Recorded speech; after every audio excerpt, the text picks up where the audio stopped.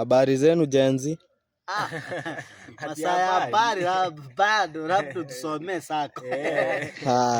Leo tunataka kujifunza kuhusu methali. Kwa mfano mpanda ngazi si yako juu.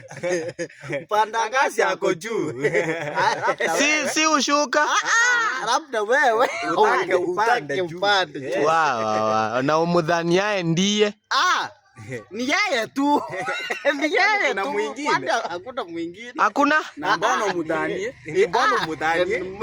Maybe wewe. Maybe na umudhaniaye siye. Sikuwa yeye. Bado sababu umemdhania si yeye. Sikuwa yeye. Haiwezi. Hanirasi kwa yeye. Cha mlevi uliwa na si walevi. Walevi zake. Yes. Hanirasi ukue mrefu na wewe ukule. hapa kiazala